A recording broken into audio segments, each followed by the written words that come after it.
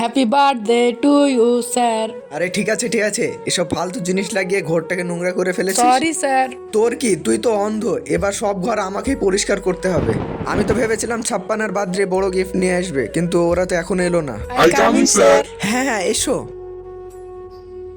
আরে এরা তো আমাকে উইশই করলো না, হয়তো বড় গিফট দিবে। আরে এটার আনসার কি হবে স্যার?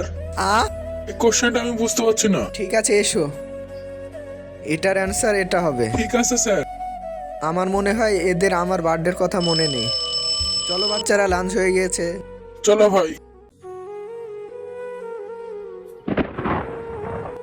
স্যার স্যার আপনার থেকে আমি গিফট নিয়ে এসেছি। কি? আর স্যার সকালকার জন্য সরি। যাদের কাছ থেকে আশা করেছিলাম তাদের তো আমার বার্থডের কথা মনেই নেই, কিন্তু তুমি আমার বার্থডের কথা মনে রেখেছো।